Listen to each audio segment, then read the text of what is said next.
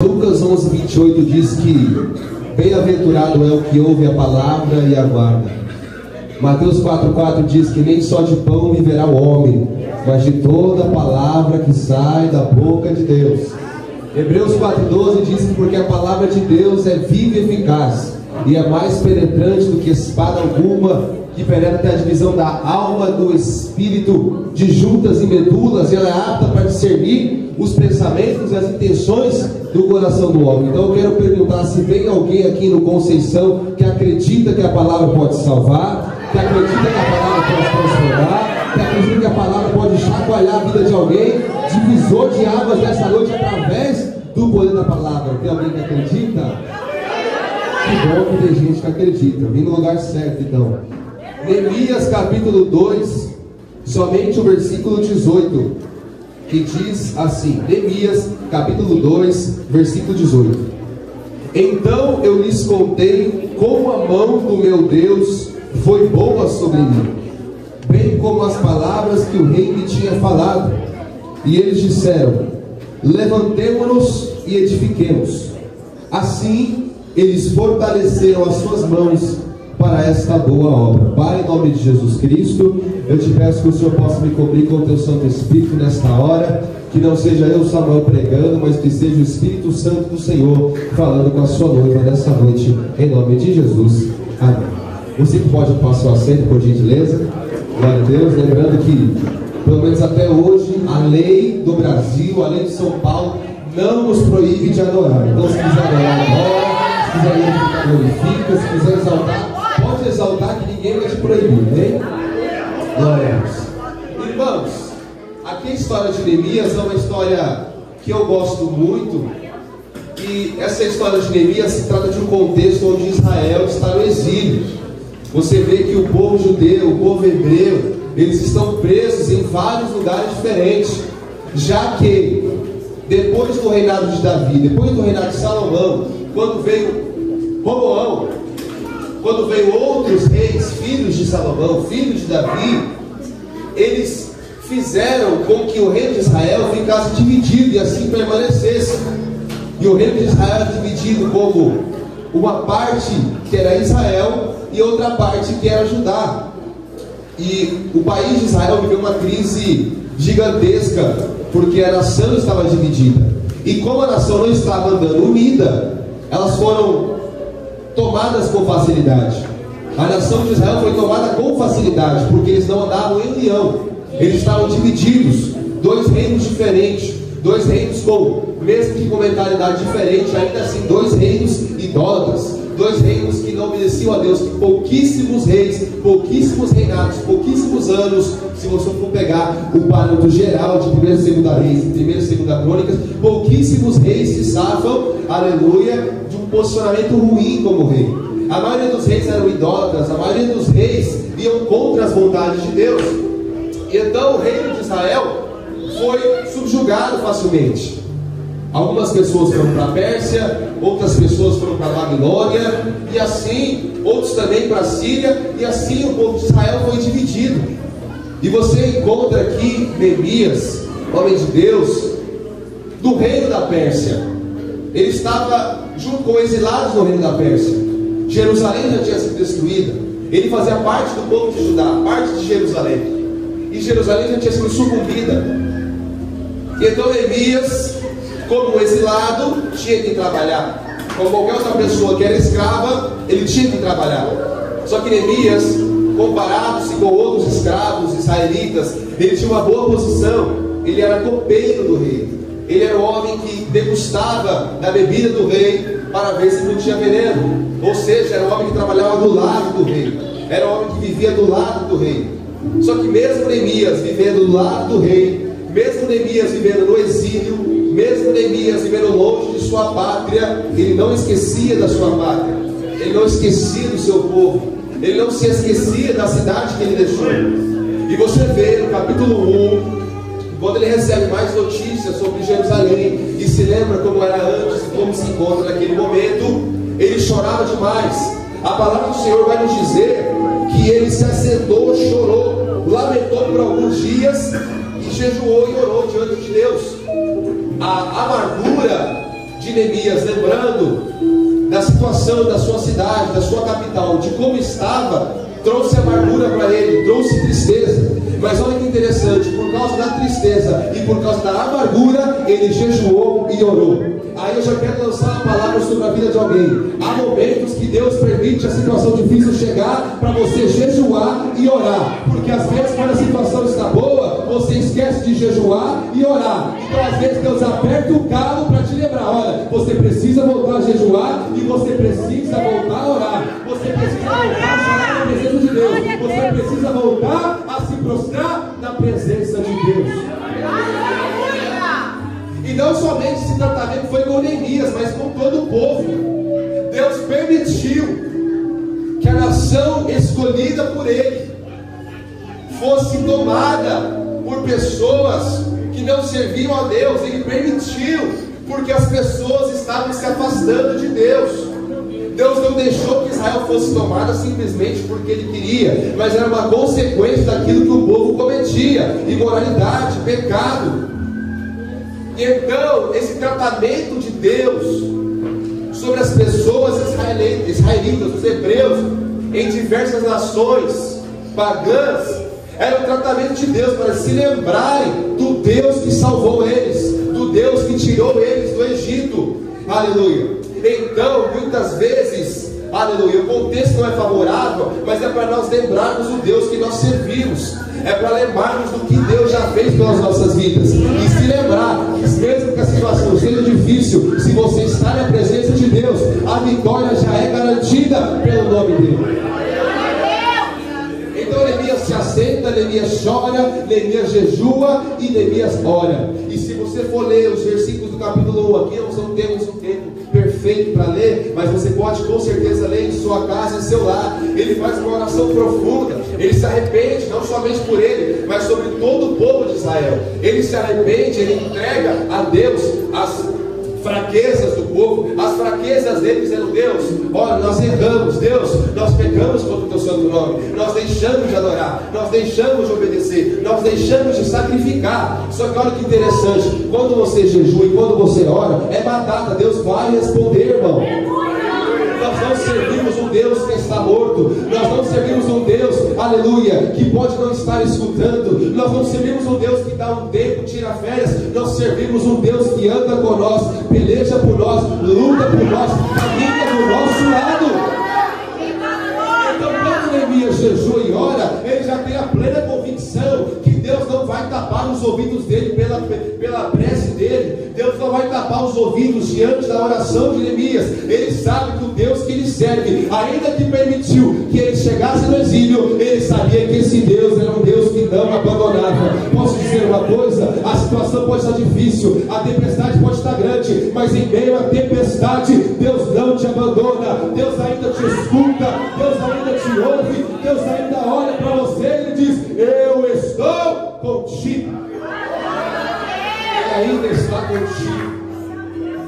E olha o que acontece, quando Neemias ele ora, olha o que acontece, ele vai servir ao rei. E como ele trabalhava num cargo íntimo com o rei, ele vivia com o rei, ele servia ao rei pessoalmente, o rei, aleluia, Artaxerxes, ele percebe a fisionomia de Neemias diferente. Ele pergunta para Neemias: Neemias, o que aconteceu? Você está com um semblante triste, você está com um semblante de amargura. E então Neemias diz: viva, ó rei, eu me lembrei. Não tem como, aleluia, eu ficar feliz lembrando, recordando que a minha pátria, que a minha cidade se encontra em entulhos, se encontra em total destruição, e os poucos que restaram lá vivem na mediocridade, eles vivem na miséria, eles vivem em condições, aleluia, deploráveis. Não tem como eu ficar feliz aqui servindo ao rei, sendo que eu sei que o meu povo está dividido, se eu sei que o meu povo, cada um está para o seu lado, e os que restaram estão vivendo como mendigos numa cidade destruída.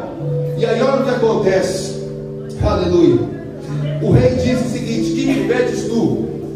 Assim orei ao Deus do céu. E aí Neemias diz: rei, se for do teu agrado, eu quero pedir uma permissão, que o Senhor possa me deixar voltar para a minha pátria.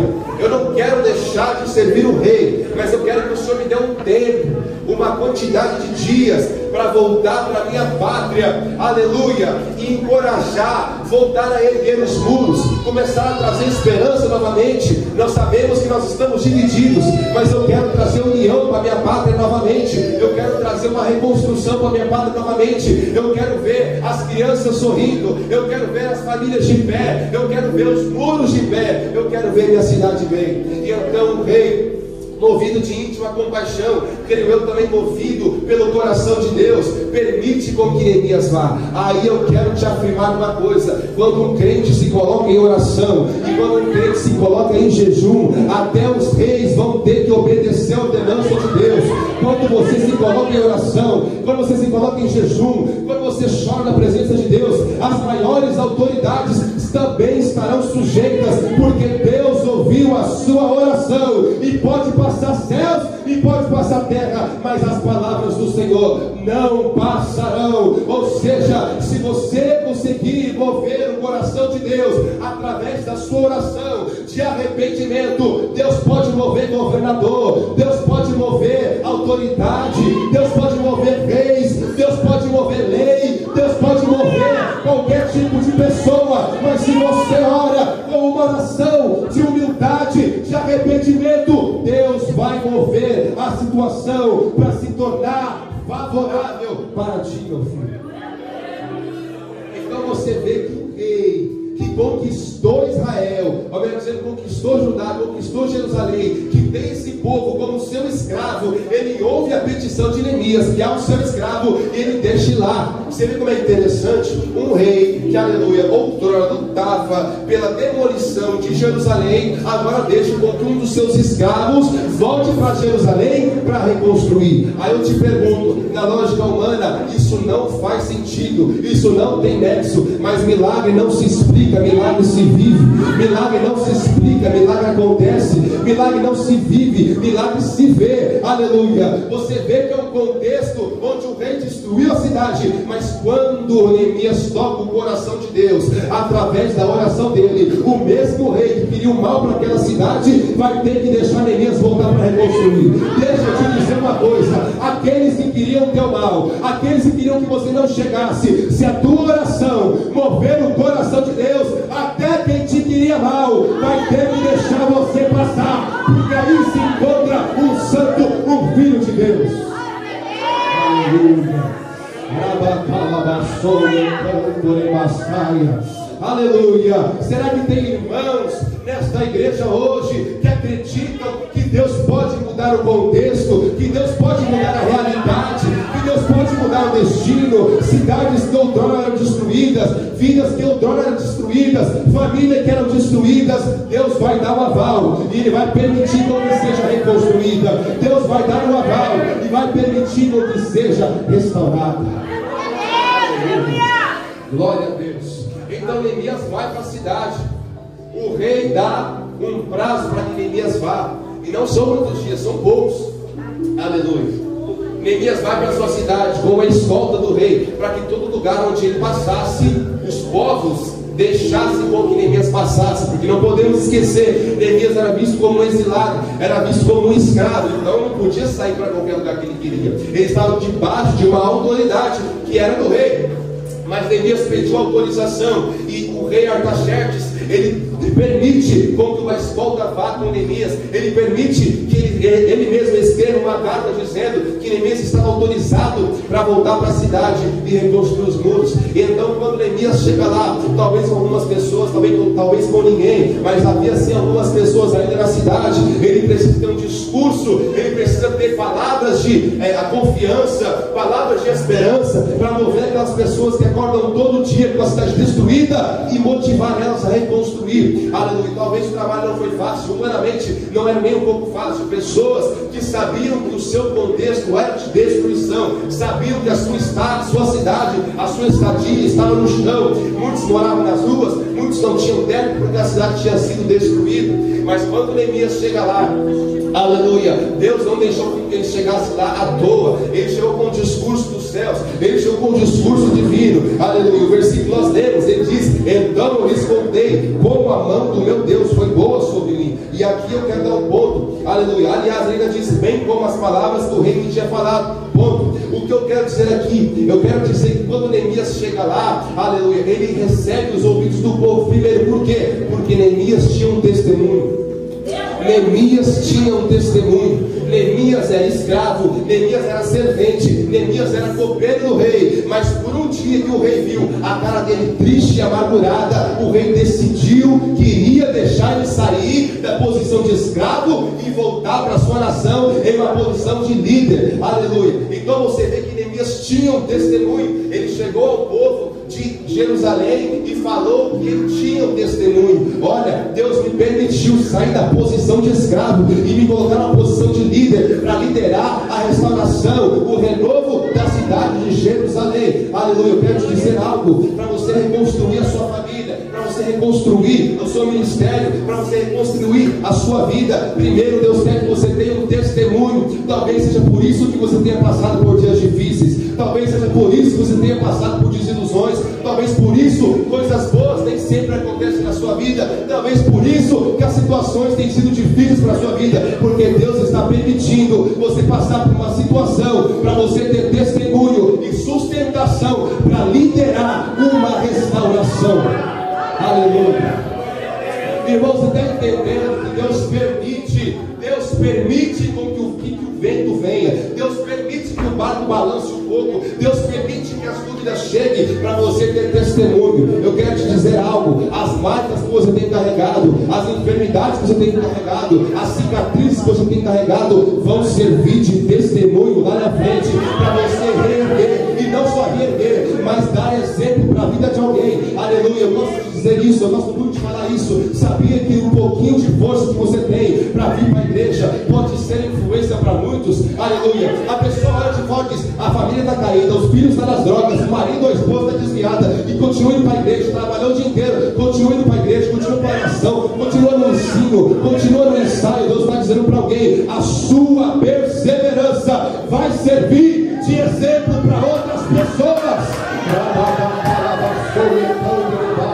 Quando Neemias chega com uma palavra de testemunho, as pessoas se sentem encorajadas, porque eles dizem: olha, Neemias estava lá na Pérsia, Neemias serviu o rei, mas com apenas uma petição, ele fez com que o rei deixasse de vir para cá. Se ele chegou até aqui pela mão de Deus, eu vou seguir com ele, eu vou trabalhar com ele, essa cidade vai voltar a ficar de pé, porque se ele chegou até aqui vivo e permanecendo na presença, eu também vou continuar. Deixa eu te dizer uma coisa, aleluia, tem pessoas que vêm até a igreja por causa de você, tem pessoas que estão de pé por causa de você, não porque você é bom, não porque você é forte, mas porque habita uma presença diferenciada dentro de você, porque você carrega um Deus diferenciado. Talvez no seu trabalho você é taxado como diferente, mas as pessoas recebem um impulsionamento na sua vida. Talvez na sua família você seja diferente, mas as pessoas recebem coragem quando olham para você, porque eles veem que mesmo na pouca força, mesmo na fraqueza, mesmo nas injúrias, mesmo nas dificuldades, você continua de pé, você continua andando, você continua caminhando, você continua ouvindo a voz de Deus, e Deus está dizendo: eu vou honrar a sua devoção, eu vou honrar a sua devoção, eu vou honrar a sua perseverança. Pode botar a mão no trabalho, porque a restauração vai vir. Pode botar a mão no trabalho, porque eu vou juntar pessoas para te ajudar.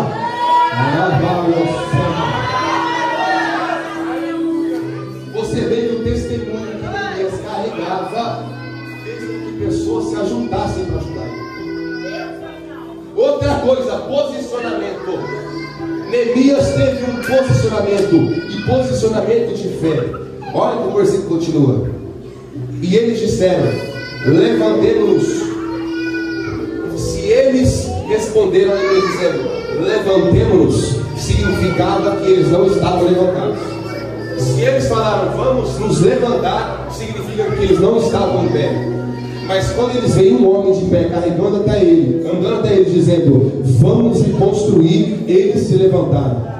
Aí eu quero dizer uma coisa: para aqueles que estão na presença de Deus, para aqueles que seguem os mandamentos de Deus, para aqueles que andam na presença de Deus, ouvindo a voz de Deus, obedecendo a voz de Deus. Eu vou te dizer uma coisa: você pode estar quase caindo, mas as pessoas que estão caídas vão te ver de pé e vão querer prosseguir. Eu estou falando, eu estou pregando para uma igreja que vai ser exemplo nesse Jardim Conceição. Eu estou falando, pregando para uma igreja que vai ser exemplo em Osasco. Sabe por quê? Na pouca força você vai ter posicionamento, na pouca fé você vai ter posicionamento, nos poucos recursos você vai ter posicionamento, nas situações diversas você vai ter posicionamento. Seu posicionamento, a sua atitude de ficar de pé, vai fazer com que Deus levante um exército. Esse ministério está de pé porque o nosso pastor nunca deixou cair. O nosso pastor nunca deixou que ele mesmo caísse.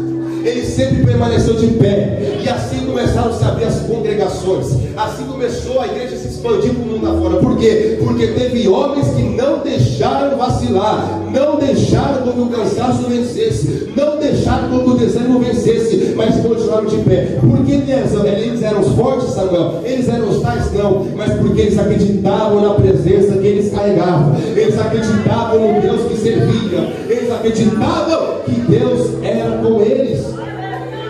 Neemias acreditava que Deus era com ele. Neemias sabia que Deus tinha um plano nessa situação. Aleluia. E Neemias se colocou na posição para ver outras pessoas se posicionarem. Aí eu quero te dizer, não precisa ter 1 milhão de seguidores, não precisa ser famoso, não precisa ter lotado de dinheiro para influenciar outras vidas. Aleluia. Nós somos crentes, nós somos chamados para ser diferente. Nós somos sal da terra e luz do mundo. Aleluia. Nós viemos para salgar, nós viemos para iluminar, nós viemos para fazer a diferença. Ou seja, não precisa ter milhões de pessoas te ouvindo, não precisa ter um microfone bom para você usar, não precisa ter um bom paletó ou um bom vestido para você pregar. A sua vida prega, o seu andar prega, o seu mentalidade prega, a sua ideologia prega, o seu posicionamento na escola prega, o seu posicionamento no serviço prega, mas a sua vida vai servir de exemplo para outras pessoas se você colocar Deus em primeiro lugar. Se você colocar Deus em primeiro lugar, você vai fazer a diferença. Outro ponto: tem que acreditar no mover de Deus. Tem que acreditar que Deus consegue fazer se tornar possível. Tem que acreditar na restauração. Porque os homens disseram: levantemos-nos e edifiquemos. Assim eles fortaleceram as suas mãos para esta boa obra. Ninguém vai lançar a mão do arado sem acreditar que Deus pode fazer. A gente não vem até a igreja duvidando de Deus. A gente vem até a igreja porque a gente sabe que este é o lugar que Deus vai responder. A gente vem para a presença de Deus porque a gente sabe que neste lugar Deus pode responder. Então não adianta a gente tornar a presença de Deus uma normalidade. Porque se a gente torna as nossas vindas à igreja, as nossas adorações, as nossas entregas à presença do Senhor normal, isso acaba gerando dúvida na sua mente, no seu subconsciente. Porque aquilo que se torna normal, às vezes perde a essência. Aquilo que se torna normal, perde a essência. Então o que acontece? Se você for deixar as suas vindas à presença de Deus normal, às vezes você não vai vir mais porque acredita que Deus pode mudar, mas você vai vir porque aquilo se tornou corriqueiro, aquilo se tornou uma agenda na sua vida, aquilo se tornou algo normal. Vir à igreja e sair da igreja se tornou normal, não se tornou diferente. Aleluia. E quando nós deixamos cair na normalidade, aleluia, nós perdemos a primeira essência, nós perdemos a entrega total ao Senhor. Você vê que as pessoas em Jerusalém, eles poderiam ser usados por Deus para reerguer os muros, mas teve que vir um judeu lá da Pérsia, que servia o rei como copeiro, para vir até a cidade deles para reconstruir. Isso significa que Deus não poderia usar as outras pessoas? Poderiam, mas quando eles viram a cidade tudo para baixo, tudo destruído, aleluia, eles deixaram aquilo se tornar normal. E aquilo não era o normal para a vida deles, aquilo não era o normal que Deus tinha preparado para eles. O normal que Deus queria que eles aceitassem era a cidade com muitas vitórias, com muitas conquistas, mas eles deixaram a destruição se tornar normal. Eles deixaram que os impuros se tornassem normal na cidade. E quantas vezes, de tantas aflições que nós passamos, nós deixamos as lutas se tornarem normal? Ou, já virando para o outro lado, quantas vezes nós deixamos que a presença de Deus se torne normal? Nós, assim como não podemos aceitar os ataques do inimigo, nós temos que rejeitar e dizer: eu sou filho de Deus e eu não vou enfrentar isso sozinho. Nós também temos que lembrar, aleluia, que a presença de Deus não é normal. Outrora, no Antigo Testamento, era muito seletivo. Somente sumos sacerdotes e profetas presenciavam a presença de Deus, e também reis fiéis. Mas agora o véu é rasgado e nós temos a plena convicção que nós carregamos a presença de Deus. Ou seja, se você carrega a presença de Deus não deve ser normal na sua vida. Se você carrega a presença de Deus, os ataques do inimigo não podem ser considerados normais. Rebate isso aí, repreende isso aí, não deixa isso te atacar, aleluia, porque maior é o que está em vós do que está no mundo. Eu vou falar de novo: maior é o que está em vós do que está no mundo, maior é a presença que você carrega do que a presença que o mundo carrega. Então não deixe a situação atual se tornar normal. Deus não te chamou para uma vida de derrotas. Deus não te chamou para você viver no chão. Deus não te chamou para você viver caído. Deus te chamou para você ficar de pé e prosseguir e ganhar almas para Deus. Deus te chamou para ficar de pé e ganhar sua família para Jesus. Deus te chamou para ficar de pé e ganhar os teus filhos para Jesus. Deus te chamou para ficar de pé e ganhar os teus amigos para Jesus. Mas parado não pode ficar. Mãos à obra, vamos edificar, vamos restaurar, vamos fazer diferença, vamos carregar a presença, vamos carregar a palavra de Deus. Onde quer que nós estamos. E aí, irmãos, Neemias capítulo 4, versículo 2. Aliás, antes de falar desse versículo, haviam três homens com o nome Sambalate, Tobias e Gesem. Homens que um era amonita, outro era árabe. E então você vê que esses homens, quando veem, aleluia, que Neemias quer reconstruir a cidade, eles ficam tomados de nervos, porque para eles era satisfação ver a cidade de Jerusalém no chão. Era satisfação ver a cidade de Jerusalém destruída. Era satisfação eles verem a cidade de Jerusalém não edificada. Porque quando eles viam aquela cidade não fortificada, para baixo, sem ser fortalecida, aquilo denotava que eles eram mais poderosos que essa cidade. Então Gesem, Sambalate e Tobias, eles queriam parar, eles queriam evitar, aleluia, a reconstrução da cidade. E quantas vezes não é assim com a nossa vida? Parece que quando a gente quer tomar um rumo na nossa vida, a gente quer dizer: desse jeito não vou ficar, eu vou buscar a Deus para transformar a minha vida. Parece que vem tantas palavras contrárias, parece que vem tantas situações adversas, parece que vem tantas pessoas dizendo: para que você vai voltar para lá? Olha a situação que você está, esse é o Deus que você serve. Olha a situação que você está, vai viver na miséria, vai viver no pouco, vai viver nessa situação precária. Quantas pessoas o inimigo não levanta para falar asneiras? Quantas pessoas são levantadas pelo inimigo para vir até nós e desanimar, trazer, aleluia, dúvidas, gerar dúvidas no nosso coração. E olha o que, aleluia, Tobias vai dizer, ou melhor dizendo, Sambalate, olha o que ele vai dizer, Neemias capítulo 4, versículo 2. E ele falou diante dos seus irmãos do exército de Samaria, ele disse: o que fazem estes fracos judeus? Fortificar-se-ão, sacrificarão, acabarão eles em um dia, reavivarão as pedras dos montes de entulho que estão queimadas. Aleluia. Você vê que essa pergunta é uma pergunta usada com ironia, é usada com deboche. Aleluia. Sambalate, ele veio até o exército que Neemias juntou para reconstruir a cidade, dizendo assim: será que com sacrifício vocês vão reerguer essa cidade? Será que com mãos de obra vocês vão reerguer essa cidade? Será que vocês vão conseguir reerguer essa cidade que já está toda coberta de entulhos? Aleluia. E o inimigo veio para isso, o inimigo veio para acusar, o inimigo que veio para apontar o dedo, o inimigo que veio para jogar na sua cara, o inimigo que vem para jogar o pecado na sua cara, a dificuldade na sua cara, aleluia. Mas a palavra do Senhor Deus nos diz que o inimigo veio para matar, roubar e destruir, mas o Senhor Jesus veio para trazer vida, e vida em abundância. Ou seja, aquela cidade que estava morta vai trazer vida, aquele casamento que estava morto vai vir a vida, aquele ministério que se encontrava estava morto vai gerar vida, porque aquele que é dono da vida, aquele que é o Pai da eternidade está chegando, aquele que tem poder para curar, para salvar, para renovar, para restaurar, aleluia, para transformar tudo novo, ele está chegando. Então não adianta o diabo levantar pessoas, não adianta o diabo soprar em nossos ouvidos, não adianta o diabo botar dedo na cara, sabe por quê? Porque o Deus que nós servimos, o Deus que nós servimos vem para trazer vida, o Deus que nós servimos vem para trazer esperança, o Deus que nós servimos vem para trazer uma saída para essa situação. Aleluia. Bendito é o nome do Senhor.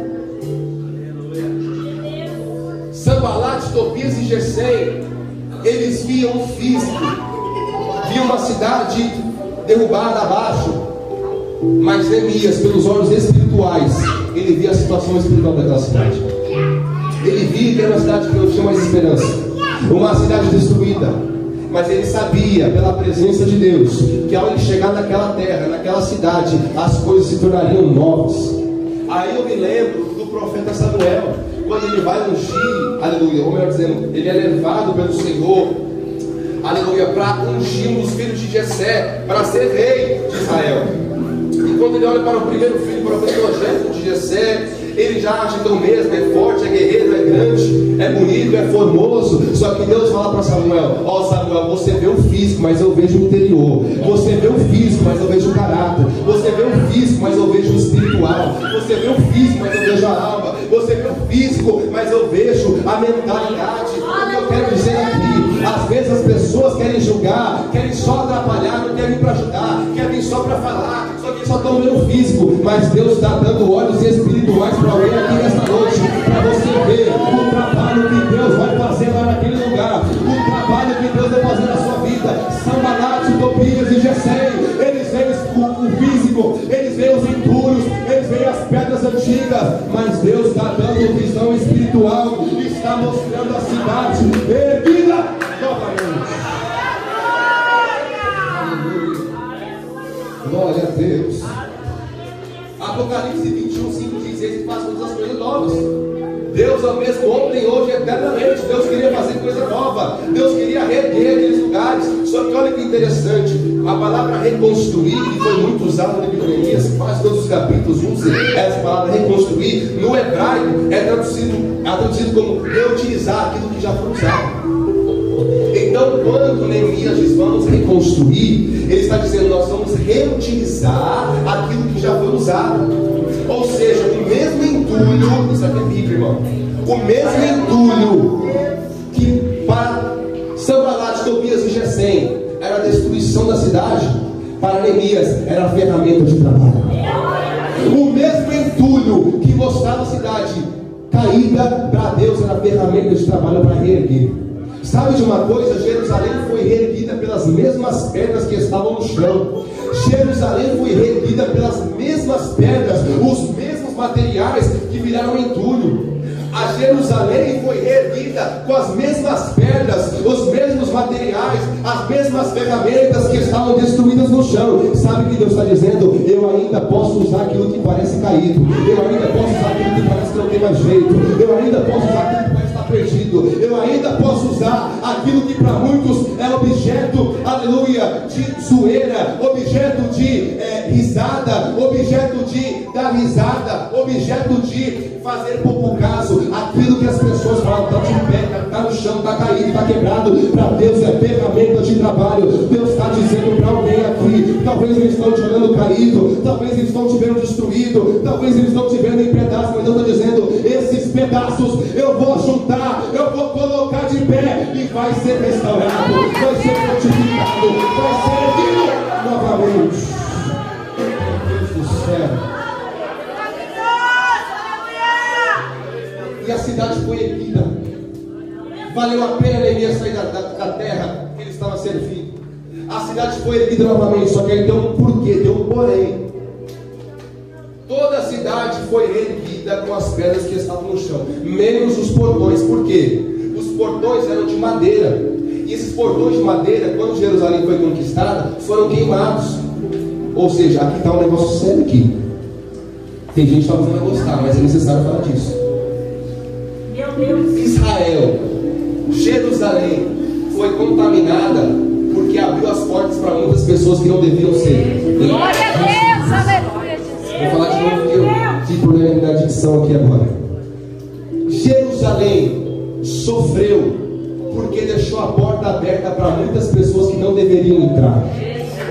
Deixou a porta aberta para muitas pessoas que não deveriam entrar, que não deveriam adentrar aquele lugar, visitar Jerusalém.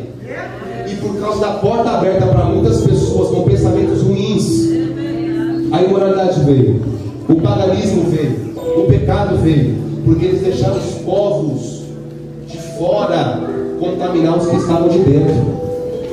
Aí o que acontece? O portão teve que ser montado de novo, do zero. Ou seja, as estruturas Deus vai reutilizar, mas a porta Deus vai fazer tudo novo. Sabe por quê?